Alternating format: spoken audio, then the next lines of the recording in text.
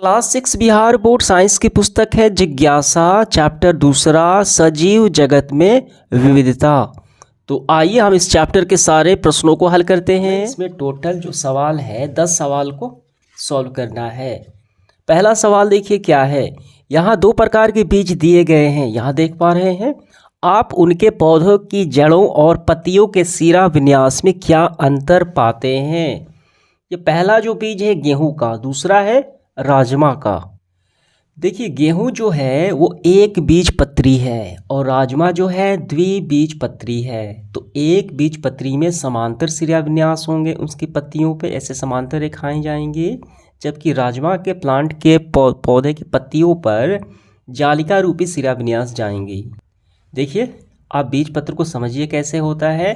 द्विबीजपत्री जो चना का प्लांट होता है, इसमें दो बीज वाले पत्र होते हैं, इसको बोलते हैं द्विबीजपत्री। देखिए दो है, ये क्या है मक्का का है, इसमें एक ही बीज पत्र है ये वाला। ठीक है, समझ में आ गया बीज पत्र क्या होता है।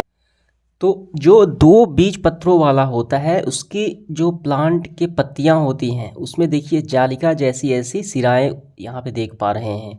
और ये क्या है केले का प्लांट है, इसमें एक समांतर सिरा विन्यास देख पा रहे हैं। ठीक है, तो यही अंतर होता है एक बीजपत्री और द्विबीजपत्री में। और ये तो हो गया पत्तियों के बारे में। अब जड़ों के बारे में भी हमें बताना है। ठीक है, तो सरसों का प्लांट देखिए द्विबीजपत्री है, तो इसकी जड़ें देखिए कैसी हैं, समांतर ऐसे आ रही हैं। एक ये मुख्य जड़ है और बाकी सारी ये सहायक जड़ हैं। लेकिन यहाँ पे एक बीजपत्री वाले के जो प्लांट के जड़ें होती हैं वो क्या है आपस में देखिए एक जाली नुमा होती है, रेशेदार होती है, इसके झाखड़ा जड़ बोलते हैं। ठीक है, जैसे घास का हो गया, गेहूं का हो गया। तो कुल मिलाकर हम इसका उत्तर लिखेंगे। दिए गए चित्र में गेहूं और राजमा के बीज दिखाए गए हैं। इनमें पौधों की जड़ों और पत्तियों के बीच सिरा विन्यास में निम्नलिखित अंतर पाया जाता है। सबसे पहले जड़ें। गेहूं यह एक बीजपत्री पौधा है जिसकी जड़ें रेशेदार होती हैं, देखिए ऐसे रेशेदार होती हैं। ठीक है, जालीनुमा।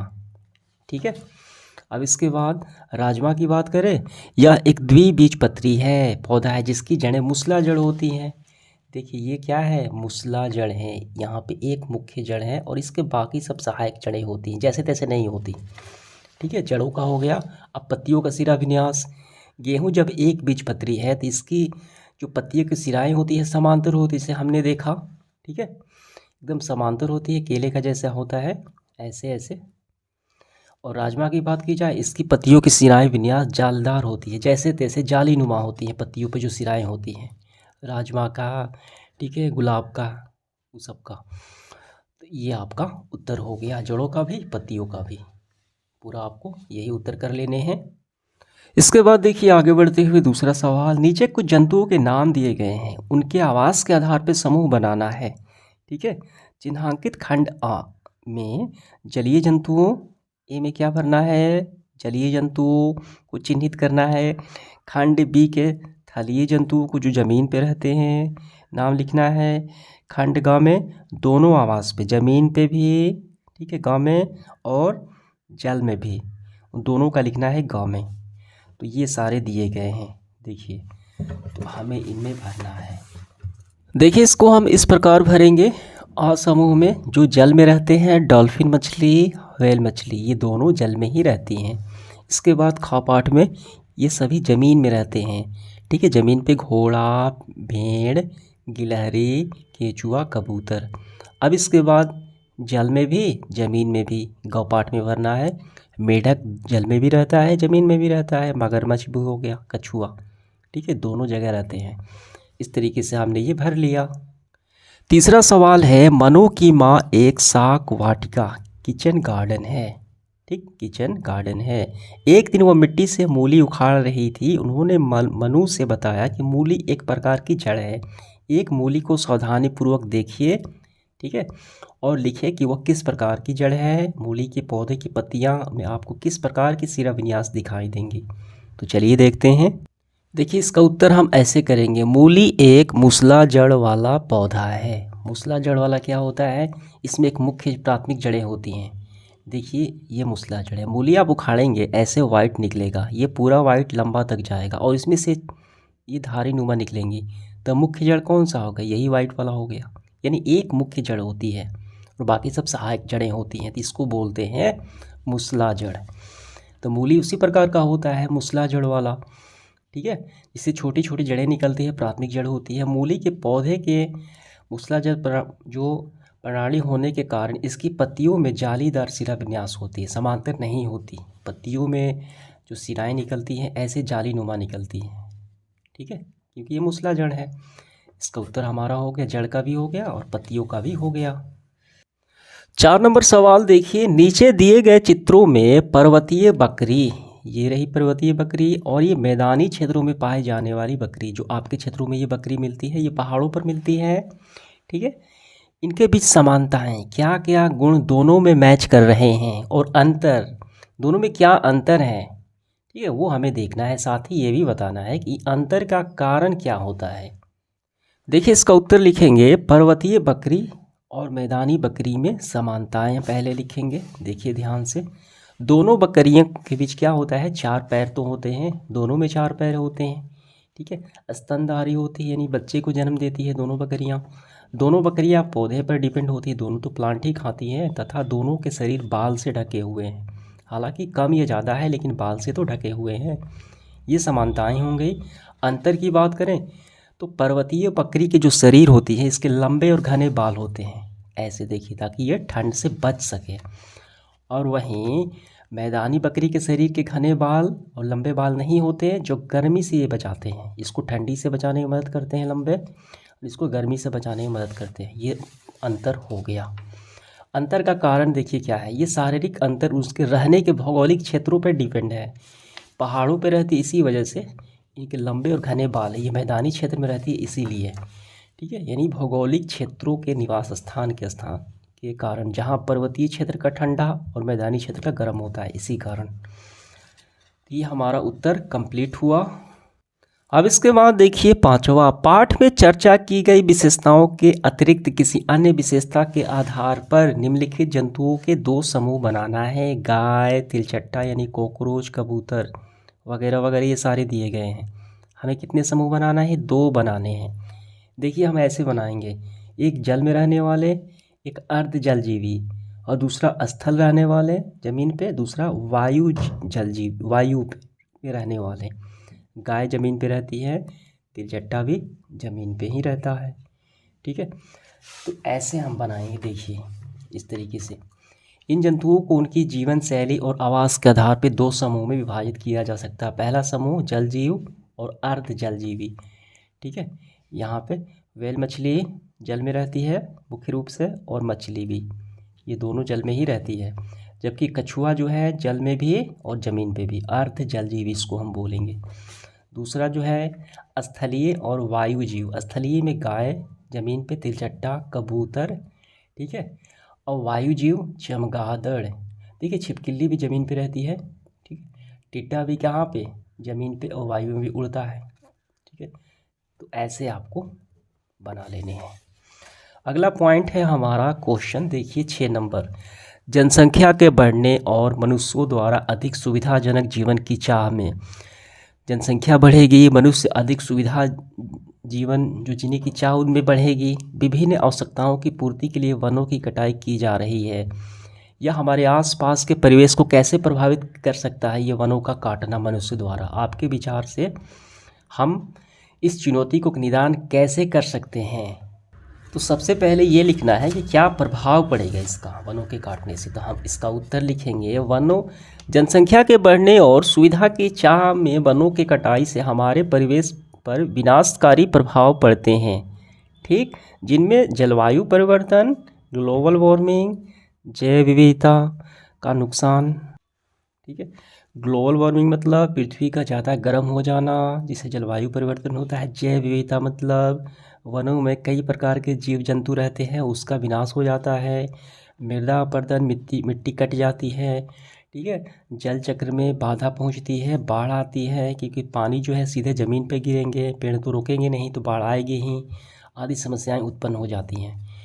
अब इसका देखिए अब क्या करना है, निदान कैसे करें। निदान की बात करें, जो हम काम करेंगे पेड़ों को काटना, वो नहीं काटेंगे, पेड़ों को नहीं काटना, निदान में आपको लिखना है पेड़ों की कटाई से रोकना और नए प्लांट लगाना, यही इसका निदान है। आगे बढ़ते हुए देखिए 7 नंबर सवाल है, फ्लो चार्ट का विश्लेषण हमें करना है, एनालिसिस करना है। इनमें से अ और खा कौन कौन से उदाहरण हो सकते हैं फ्लो चार्ट के। देखिए यहाँ पे ध्यान देना है, यहाँ पे क में और ये खा में हमें भरना है पौधा, ठीक है। कोई प्लांट है, यहाँ पौधा है, ठीक है। क्या इसमें पत्तियाँ हैं? हाँ पत्तियाँ भी है, पौधा भी है, हाँ पत्तियाँ भी है। क्या इसमें जाली रूपी सिरा विन्यास है?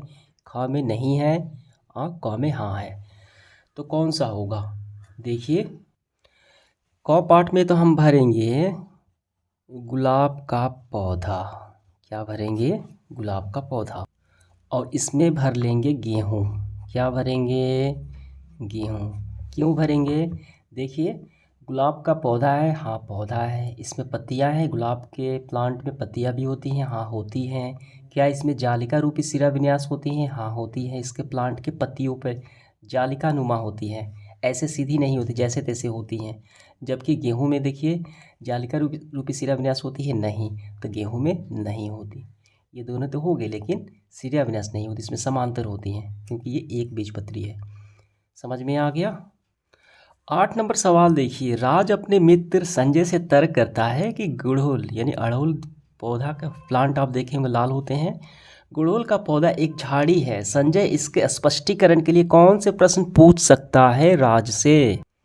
देखिए जो गुड़हल का प्लांट है एक प्रकार की झाड़ी है। कैसे है? क्योंकि इसके आधार से जो शाखाएं हैं, ठीक है, तने हैं, वो अलग अलग होती हैं, ठीक है, झाड़ी नुमा होती हैं, जैसे तैसे निकलती हैं, ठीक है। क्योंकि कई शाखाएं तनों के आधार से निकलती हैं जिसमें घना और फैला हुआ दिखता है, ठीक। इस कारण से ये एक झाड़ी की श्रेणी में रखा गया है। देखिए इसका उत्तर हम ऐसे करेंगे, यानी संजय पूछ सकता है, संजय इसके स्पष्टीकरण के में गुड़हल के झाड़ी होने के कौन कौन से गुण हैं प्रश्न पूछ सकता है। जैसे कौन सी विशेषताएं उसे झाड़ी बनाती हैं, जैसे ऊंचाई, तने की बनावट, शाखाएं कहाँ से निकलती हैं, वगैरह वगैरह, ये सारे। अगला सवाल देखिए 9 नंबर, तालिका में कुछ आंकड़े दिए गए हैं, आंकड़ों के समूह के आधार पे इन पौधों के उदाहरण बताइए। यहाँ पे समूह ए और समूह बी। एक बीजपत्री मूसला जड़, एक देखिए द्विबीजपत्री मूसला जड़, एक बीजपत्री झखड़ा जड़। देखिए इसका उत्तर लिखेंगे, द्विबीजपत्री है तो मूसला जड़ है, तो इसके एग्जाम्पल हो गए सरसों, गाजर, चुकंदर, यानी एक जड़ होगा। देखिए ये मूसला जड़ है, एक जड़ होगा और उसकी सहायक जड़ें ये हैं, ठीक है, अगल बगल से निकलेंगे, लेकिन एक ही जड़ हो, जैसे मूली का होता है। और झखड़ा जड़ में जाली नुमा होंगी, जैसे तैसे यहाँ पे निकलेगी जाली की। देखिए यहाँ पे देख पा रहे हैं आप रेशेदार, तो इन प्लांट के निकलते हैं एक जड़ वाले। एक बीजपत्री जो होगा झखड़ा जड़ होगा। प्याज, घास, गेहूँ, इसकी जड़ें कैसी होती हैं? ऐसे जाली नुमा, ऐसे जालीदार होती है, ठीक है, जैसे तैसे वाली। ये बात समझ में आ गई? देखिए यहाँ पे दिखाया गया है घास का, इसका उत्तर हो गया। अब इसके बाद देखिए इसमें 2 सवाल भी हैं, समूह एक के प्लांट में क्या समानताएं हैं इसमें, और समूह बी के प्लांट में क्या समानताएं हैं। तो हम इसका उत्तर ऐसे कर लेंगे, समूह एक के पौधे के सभी पत्तियों में जालिका रूपी सिरा विन्यास जो होती है, द्विबीजपत्री है, ठीक है, जालिका रूपी जो पत्तियों में ऐसी सिराएं होंगी वो जाली नुमा होंगी, जैसे तैसे। जबकि समूह खा में एक बीजपत्री है तो पत्तियों की जो सिराएं विन्यास होंगी ऐसे सीधी होंगी, जैसे केले के प्लांट में होता है, ठीक है, और धान के, गेहूं के प्लांट में होता है, ऐसे अंतर हो गया, समानताएं होंगी, ठीक है। ये सनी सब में हो गई समानताएं का मतलब जो प्लांट का एग्जाम्पल दिए हैं सब में होगा। इसके बाद 10 नंबर सवाल देखिए, नीचे दिए गए चित्र में बतख के भाग को देखें। यहाँ पे देखना है बतख के पंजों के अन्य पंछियों की तुलना में आपको क्या भिन्नता दिखाई देती है। बतख अपने इस भाग का उपयोग करके कौन सी गतिविधि करने में सक्षम होगा। यहाँ पे बतख के पैर जो आप देख पा रहे हैं, इसके पैरों में बीच में झिल्ली नुमा ऐसे संरचना पाई जाती है ताकि ये तैर सके आसानी से, पानी में बैलेंस बना सके, तेज़ी से आगे बढ़ सके, ठीक है। कबूतर में ऐसा नहीं होता, लेकिन इसके भी खास गुण होते हैं कि ये मजबूत होते हैं, इसको ज़मीन पे रहना है, ठीक, तो यही है। तो इसका उत्तर हम कैसे करेंगे पूरा? देखिए इसका उत्तर हम ऐसे करेंगे, बतख के पैर जालीदार होते हैं जबकि कबूतर के पैर मजबूत और लचीले होते हैं। इसमें कोई जाल नहीं होता कबूतर में। दूसरा क्या प्रयोग करता है, देखिए क्या गतिविधि करने में इसका सहायता करता है। बतख के जालीदार पैर तैरने, चारों ओर चलने में सहायता करते हैं तथा जल में संतुलन बनाए रखने में सहायता करते हैं। ठीक है, तो ये हमारा उत्तर समाप्त हुआ और ये सेशन हमारा कंप्लीट हुआ। धन्यवाद।